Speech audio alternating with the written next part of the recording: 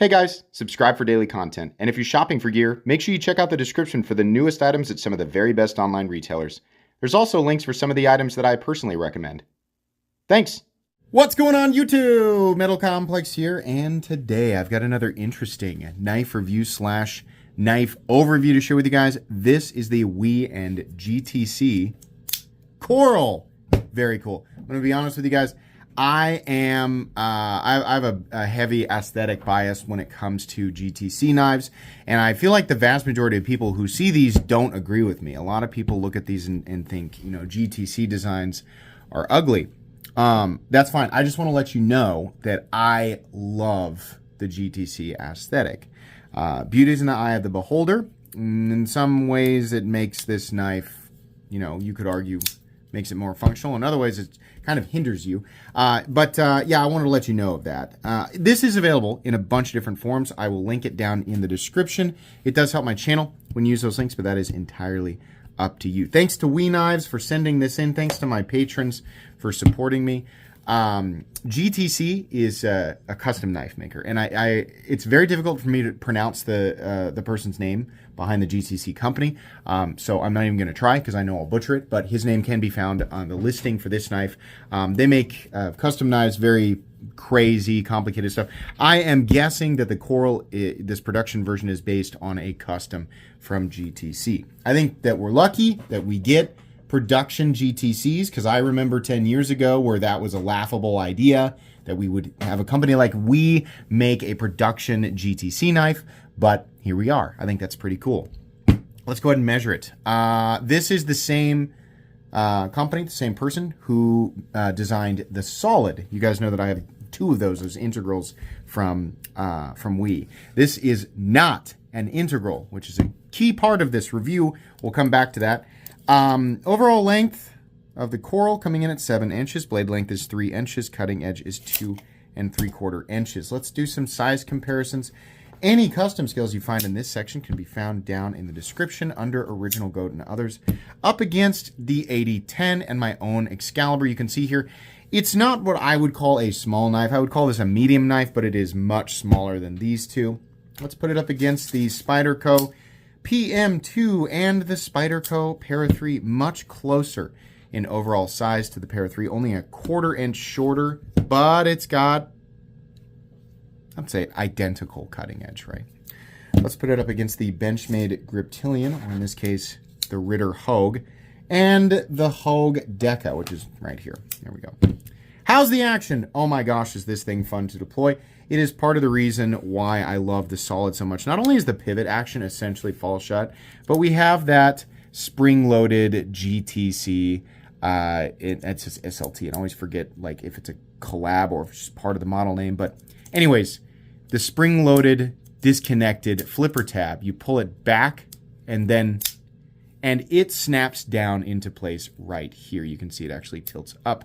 But that way you get to use the flipper, and at the same time, it does not poke out right here and create an ergonomic issue, choked up or back or whatever. It's also really, really fun to flip. Really fun. Pulling it back and then firing it, there is something magically satisfying about that. I don't know what it is, but I fell in love with that when I handled the Solid, and it's really cool to see it implemented here. You may have seen when I tried to disengage it right there, sometimes that thing can get caught and it kicks up. You just need to have your fingers back far enough. I mean, if it does catch you, it's like, oh, it got caught, and then you go to do this and it gets stuck, and then you got to move your finger out of the way, but there's pressure, and then that pressure releases because the flipper tab is spring loaded. So just be aware of that. Like, that can happen here. You'll get used to just moving your finger backwards. But doing that means that if you disengage it like this, then you're moving backwards and more towards where that actual edge would contact your finger versus the sharpening choil, which is really just not, unless you're like in the absolute perfect spot, it's just not really going to happen. So slight irritation there with the tab catching your finger as you disengage it. Of course, if you disengage your knives like this, right, or you know, like this, which is weird, but if you do that, then you don't have to worry about it at all. It's just something to consider. The action itself is very, very good, very satisfying, and the detent, I think is perfectly tuned for a system like this. Let's do carry profile thickness up against the Spyderco Para 3. So this guy is thicker. It's also contoured, but something to keep in mind. Not crazy thick, but it is thicker than the Para 3 up against the PM2. You can see here lengthwise and heightwise, it might approach the PM2 and Para 3 in some areas, but it's overall a shorter object, slightly, ever so slightly shorter than the Para 3. Still pretty lightweight and compact in the pocket, in my opinion. Let's go ahead and, just because I have the calipers like right here and ready to go, we're going to measure the blade stock thickness and see where we're at there. It's pretty thick. I bet it's 150 thousandths. Oh my gosh, no way.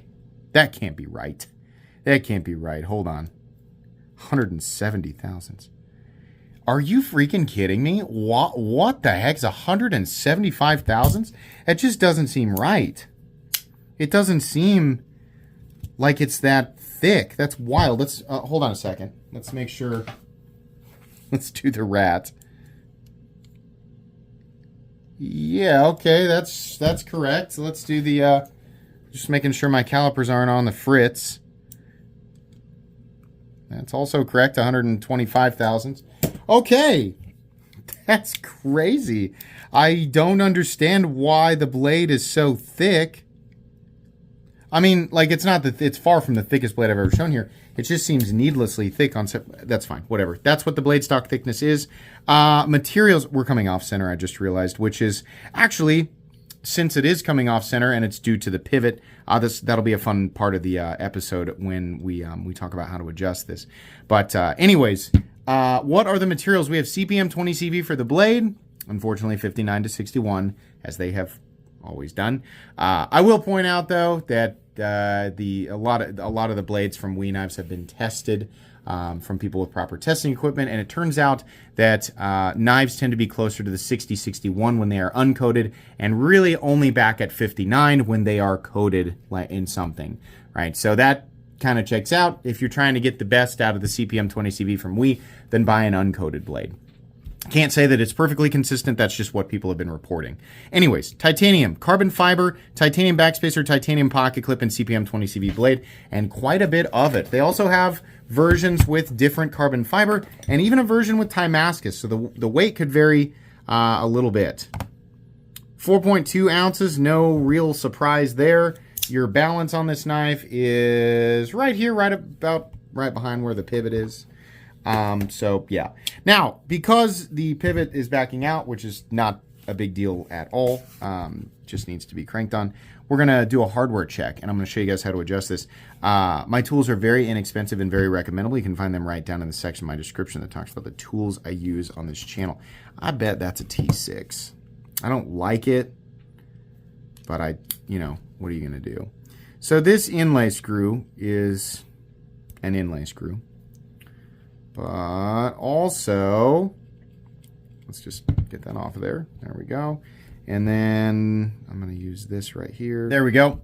So I don't like having to do that, but because this is fitted so perfectly, you actually kind of have to like put something in that hole in the carbon fiber and pull up. That kind of sucks. I wish that there was just a slight, just like the slightest little cutout right here so that you could use something and not have to pry nearly as hard, like the edge of a credit card, right? Something that you could fit in just enough. But you do have to actually remove that scale in order to access the pivot screw, which is kind of annoying. The best way to get around this, and I'm going to reference this a lot because I think it was an excellent idea from Vostede, is if you want to cover the pivot, cover it, but leave a hole big enough to fit the bit head to adjust it. If you want to know what I'm talking about, it's the Vostede Vombat knife. There is a teeny tiny little hole that will allow for the pivot, the bit to be inserted, and you can adjust the pivot underneath the scale from the exterior, which is a really cool idea and allows for companies like Vostede in that case to accomplish this specific aesthetic without reducing the convenience. This is a reduction in convenience to accomplish an aesthetic, which is fine. It's just annoying, right? If I want to adjust the pivot, I don't like having to take the scale off. See, now it's sunk back in there now, so if I want to get it, I have to pry up on it again. So kind of annoying, but okay. Anyways, we have almost certainly a T8 for that screw. Let's go ahead and just demonstrate here. See, we're a little bit off to the right. Let's give it a little crankaroo there. Can we bring it back? It looks like that's what we're going to do. And yeah, perfect. So, here's why I say that's not a big deal. I think I actually cranked it too far. There are plenty of people out there who have told me, like, I got my knife and it was off center from the factory, or no, not off center from the factory. It came off center after I started using it and I sent it back immediately. And to those people it's very rare that somebody does that. Don't send your knife back. There's nothing wrong with it. A long time ago, they used to Loctite pivots with blue Loctite, or in the case of Spyderco, even red Loctite. And let me tell you, we hated that. I still hate that. Don't Loctite the pivot. I don't care. Just send it, and if it backs out, I'll adjust it myself and get it locked in with the exact action and centering that I want. I would much prefer that process be easy versus the blade being off center from the factory and be Loctited in place, making it frustrating to adjust. So no, it's not something that you need to send your knife back for. Obviously, if you adjust the knife and you can't get it centered, there may be an issue, right? But no, this one can be centered. Everything is fine. I think I still have it actually slightly over tightened. Right, perfect. Yeah, there we go. So anyways, T8, and then we got a T8 right here, which is great. T8 pocket clip screws, everything except for the damn screw that you need to adjust to get the inlay out. I don't know why they did that, but they did. So that's fine. I mean, honestly, disassembly on this guy, the disassembly process is going to be super easy. It's just mildly inconvenient to have to take out that inlay screw in order to adjust the pivot. But there you go, back in place. As long as you have the right tools for the job, you should be good to go. Did we weigh it? Did I weigh it? I feel like I did. We're going to weigh it again anyway, just because. Yeah, we did. I remember this now because we were talking about the Damascus one possibly weighing more. Anyways, let's move on to the meat and potatoes. Very, like, whether or not the aesthetic of this is good is extremely subjective, right? Do you like how this looks? Is this an ugly knife to you? My wife thinks that this looks like a wiener, to put it delicately. And that made me laugh. I understand why she thinks that. That's funny. But I don't see that immediately. It's kind of hard for me to not see it now, kind of, right? I mean, like maybe like the Terminator, the original T-1000 or whatever. But yeah, kind of. But really, to me, like, I've just seen so many GTCs that I look at this aesthetic and I think that's a GTC, right? Very angular lines, but not sharp edges. It's a bit strange. Ergonomically, it's not bad. It just doesn't feel optimized. This position here, the primary index finger position, the pocket clip is mashing up here into this pad, and my pinky has nowhere to go. So this is awkward. It's not how I would want to hold the knife. Choked up and putting my middle finger here and my index finger on this flat part and my thumb up here on this little harpoon notch is better, but it still doesn't feel great. It doesn't feel bad, it just doesn't feel great. So, okay, this part right here I think is really what's causing the issue for me. It's not something that would be a deal breaker for me. It's just such a strange area for lock-in. I want the lock-in to be here, and this just has this big protruding thing that I normally expect to be up here. So it's just odd. I will tell you that while I'm not uncomfortable, it's like my hand is just confused. I am locked in. I don't feel like I'm going to drop it. I kind of wish the jimping was up further, but okay. This is a WE knife, so the titanium and the carbon fiber and the blade are all machined to perfection. This is a compound grind that's kind of weird because you have the initial edge being really thick, and then the edge out here towards the tip, or that the halfway point, is thinner and fully flat ground. Why? I don't know. Is there a specific circumstance where you could make some specific task easier with this blade? I have no idea. GTC seems to do the compound grind stuff often because it goes well with their super sort of futuristic look. And I think it does. I mean, for me, it's not so much about needing this to fit into a certain role. I don't really care. I'm going to use it to unbox things, you know, and like little common household tasks. So I don't really care. As long as it can do that, it doesn't have to do it with the most precision and the most convenience. It doesn't have to be perfectly optimized for those things. As long as it can do it, that's fine. And it can. The edge is you know, plenty sharp, and it's thin enough to accomplish those tasks with relative ease. Obviously, a thinner blade will, you know, do the you know, your standard cutting tasks a little more optimally. But as you can see here, the edge is plenty sharp, able to slice paper. Even a cheap knife can do that, right? That geometry will work against you a little bit, especially down here when you are cutting thicker materials that create more drag, especially like cardboard, rubber, styrofoam, things like that. So you may slow down a little bit. And it doesn't start off super thin to begin with, 177 thousandths, as we saw. Flat carries out to pretty much exactly 50%, and then you have this weird swedge right here, and then no swedge out here because of the compound edge. The nice thing, though, since there isn't like a change in the angle, it's just continuous belly, should be pretty easy to sharpen over time, you know? Here's the plunge grind for people who care. Some people do, some people don't, but there it is. That's pretty much it. I mean, the aesthetic is what you'd expect. This is contoured titanium. We should point that out because it's more expensive to do that than just a flat piece. Not a ton more, but it definitely is more. We have a cool backspacer here, just a little bit of machining on it. Backspacer itself sort of sinks into the frame. There is a lanyard hole. Hallelujah, right? Lanyard hole. And then we have no mounting position for lefties. So sorry, lefties. The pocket clip is stiff. It is on the shorter, well, no, it's about 50% the length of the handle. A little less, maybe. Steel lock bar insert that doubles as the over travel stop.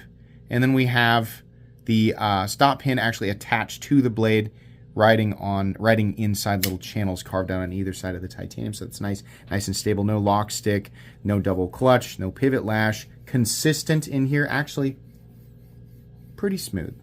Not, you know, WTF Wee Knives magic sauce. I don't know why certain Wee Knives feel that way, but it does feel good. And then we have a nice detent and no detent lash. A little weird, a little annoying to adjust the pivot, a little bit thick behind the edge, but it's a cool knife. What is the base price of this knife? $344. Wow. The version of it that has the Timascus inlay is only like 40 or 50 bucks more. That version, to me, especially considering it's like the polished tie or like the silver bead blast tie, that would probably be the version I would go for. But this base version at $344, yeah, it does have a cool like spring-loaded flipper tab. Yeah, it's got a pretty complicated grind. That's going to be obviously more expensive to do than just a simple blade. There is some pretty interesting machining going on with the titanium. There's a full-tie backspacer and clip. So yeah, it is bumped up a tier from like your $200 or $250 knives. I feel like this probably should have been about 300 bucks. You're getting up to $344, and again, I keep pointing to this. Wee Knives did the Ator, an integral, the Dalibor Bergam Ator, for like 380 bucks.